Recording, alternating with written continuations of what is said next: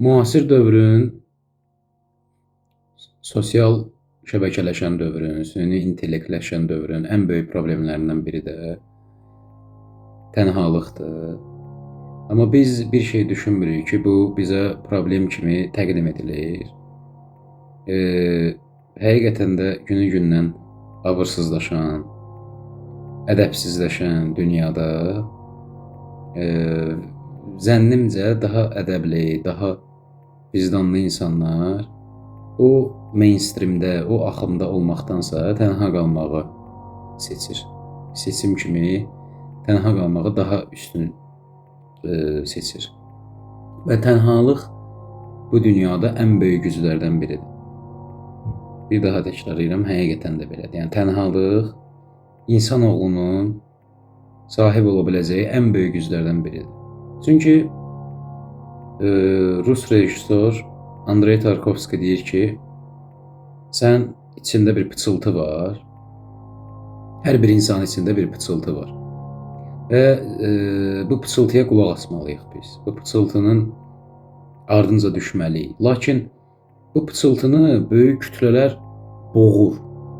Daha da boğur və maksimum daima çalışır ki, sənin girdiyin böyük kütlələr, belə deyək də, universitetdəki tələbə yoldaşların, iş yoldaşların, belə dostların, tanıdığın insanlar daima pıçıltını boğmaq istəyirlər.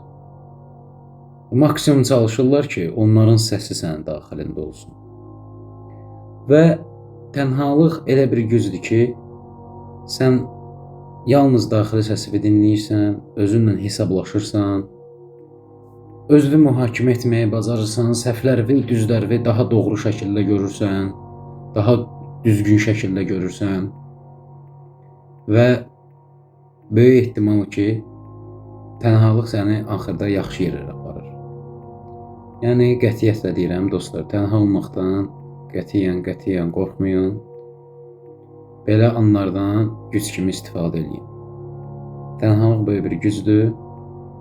Bunu istifadə edə bilsəz doğru şəkildə, doğru yerlərə də gedəcəksiniz. Yəni qorxun o insandan ki, həqiqətən də oturub hansısa bir coffee house-da tək oturub öz qəhvəsini içir və öz dünyasındadır, öz düşüncələrində dalır.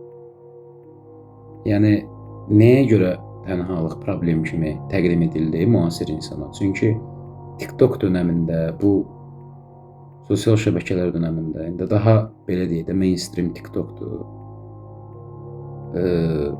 Hansı ki, mən rekord vurdum, orada bir gün istifadə elədim TikTok'a. Orada ki, ədəbsizlikləri gördükcə, daha çox ədəbsiz insanların ətrafında onlarla insan olur. Onlar daha çox müasir dönəmdən söhbət gedir, insanları cəlb edir.